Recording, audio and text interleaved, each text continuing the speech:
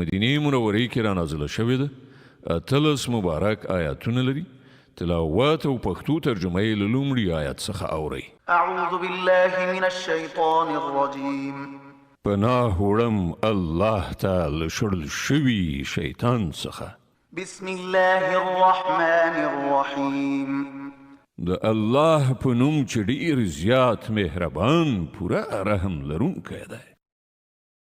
يا أيها الذين آمنوا لا تقدموا بين يدي الله ورسوله واتقوا الله إن الله سميع عليم. ای مؤمنانو د الله او د هغه د پیغمبر په مخ کې مو وړاندې کیږئ او له الله نه وویریږئ. الله د هر څه اوریدونکی او پوهیدونکی دی. يا أيها الذين آمنوا لا ترفعوا أصواتكم فوق صوت النبي ولا تجهروا له بالقول كجهر بعضكم لبعض أن تحبط أعمالكم وأنتم لا تشعرون. ای مؤمنانو خپل آواز د پیغمبر له آواز نه مه پورته کوئ او مو له پیغمبر سره په لوړه غږ خبرې کوئ لکه چې په خپلو منځو کې یو له بله سره کوئ. هسې نه چې ستاسې ټول کړه وړه ضایع شي او تاسې خبره هم ونه اوسئ. إن الذين يغضون أصواتهم عند رسول الله أولئك الذين امتحن الله قلوبهم للتقوى لهم مغفرة وأجر عظيم. کوم کسان چې د خدای د پیغمبر په وړاندې د غږېدلو په وخت کې خپل غږونه ټیټوي هغوی په حقیقت کې همغه کسان دي چې الله د هغوی زړونه د تقوا لپاره ازمویلي دي. د هغو لپاره بخښنه ده او لوی اجر. إن الذين ينادونك من وراء الحجرات أكثرهم لا يعقلون ولو أنهم صبروا حتى تخرج إليهم لكان خيرا لهم والله غفور رحيم. ای پیغمبره کوم کسان چې تا ته له حجرونو د باندې نارې وهي له هغو نه زیاتره ناپوهان دي. که هغوی ستا تر وتلو پورې صبر کړی وای نو د همغو لپاره بهتره وه. الله بخونکی او نهایت رحم لرونکی دی. يا أيها الذين آمنوا إن جاءكم فاسق بنبأ فتبينوا أن تصيبوا قوما بجهالة فتصبحوا على ما فعلتم نادمين. ای مؤمنانو که کوم فاسق تاسې ته له کوم خبر سره راشي نو تاسې تحقیق وکړئ. هسې نه چې تاسې کومې ډلې ته په ناپوهۍ سره ضرر ورسوئ او بیا په خپلو کړو پښیمانه شئ. واعلموا أن فيكم رسول الله لو يطيعكم في كثير من الأمر لعنتم ولكن الله حبب إليكم الإيمان وزينه في قلوبكم وكره إليكم الكفر والفسوق والعصيان أولئك هم الراشدون فضلا من الله ونعمه والله عليم حكيم. خو پوهیږئ چې ستاسې په منځ کې د الله پیغمبر موجود دی. که هغه په زیاترو چارو کې ستاسې خبره ومني نو تاسې به په خپله په ستونزو کې اخته شئ.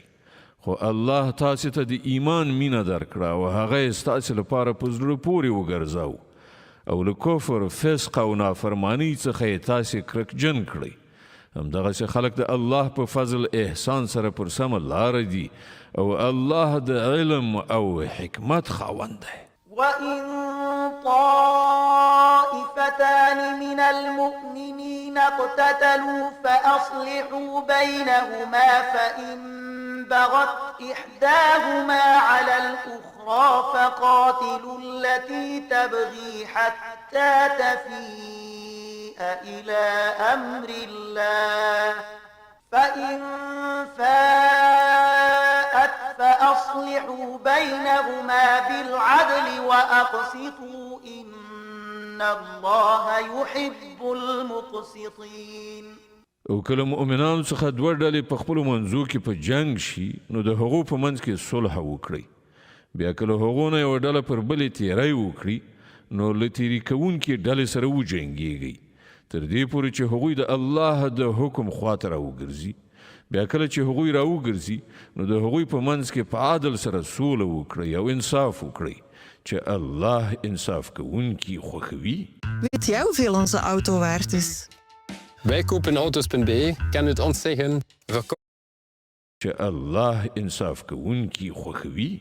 إنما المؤمنون إخوة فأصلحوا بين أخويكم واتقوا الله لعلكم ترحمون. مؤمنان خو یو د بل سره ورونه دي نو د خپلو ورونو په منځ کې مناسبات سم کړئ او له الله نه وویریږئ. هیله ده چې پر تاسې رحم وکړای شي. يا أيها الذين آمنوا لا يسخر قوم من قوم عسى أن يكونوا خيرا منهم ولا نساء من نساء عسى أن يكن خيرا منهن ولا تلمزوا أنفسكم ولا تنابزوا بالألقاب بئس الاسم الفسوق بعد الإيمان ومن لم يتب فأولئك هم الظالمون. ای مؤمنانو نه د نارینه په نورو نارینهو ملنډې وهي کیدای شي چې هغوی له دوی نه غوره وي او نه د ښځې په نورو ښځو ملنډې وهي کیدای شي چې هغوی له دوی نه غوره وي. په خپلو منځو کې یو د بل عیب مه لټوئ او مو یو بل په بدو نومونو سره یادوئ.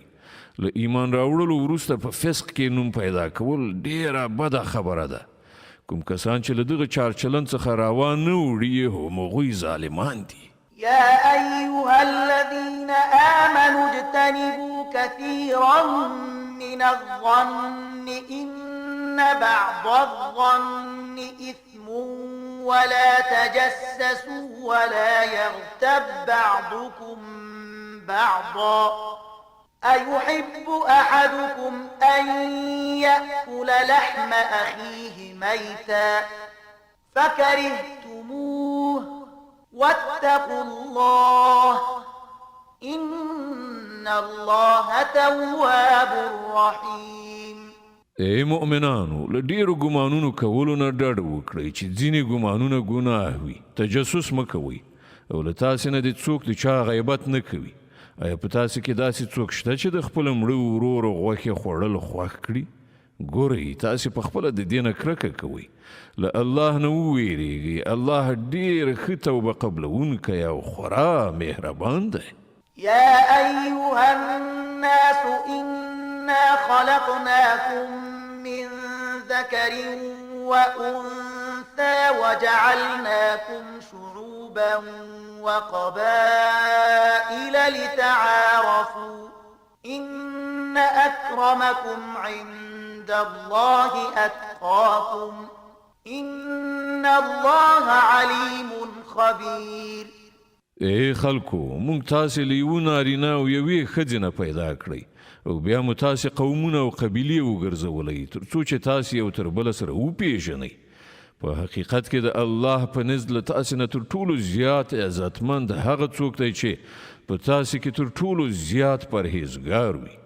په باوري ډول الله په هر څه پوهېدونکی او باخبره دی.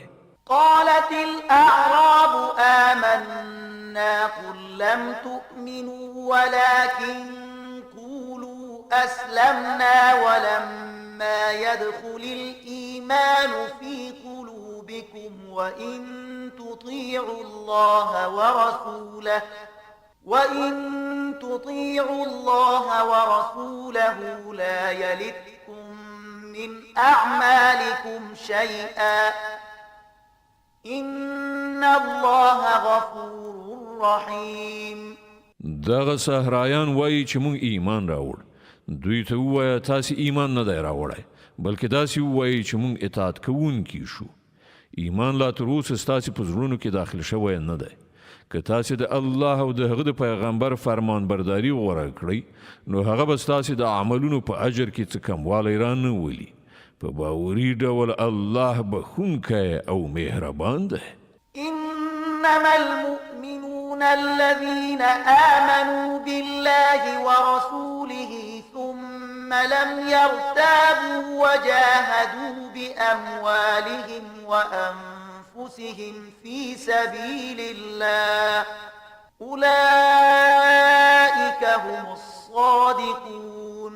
په حقیقت کې خو مؤمنان هغه دي چې پر الله او د هغه پر پیغمبر ایمان راوړ بیا هغوی څه شک نه کړ او په خپلو مالونو او سرونو سره د الله په لاره کې جهاد وکړ.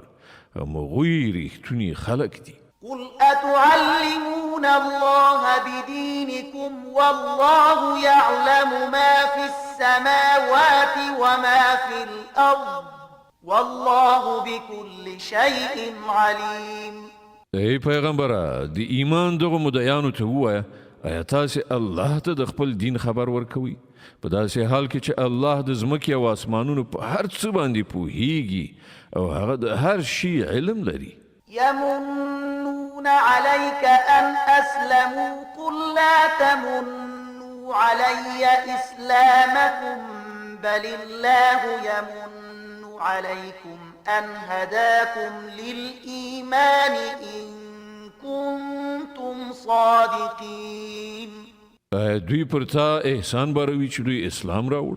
دوی ته ووایه د خپل اسلام احسان پر ما چوي بلکې الله پر تاسې احسان باروي چې هغه تاسې ته د ایمان لارښوونه وکړه که تاسې په رښتیا سره د خپل ایمان په دعوا کې رښتونی. إن الله يعلم غيب السماوات والأرض والله بصير بما تعملون. الله د ځمکې او آسمانونو د هر پټ شي علم لري او هر څه چې تاسې کوئ هغه د هغو ټولو لیدونکی دی. صدق الله العظيم. الله ستر رښتیا ویونکی دی.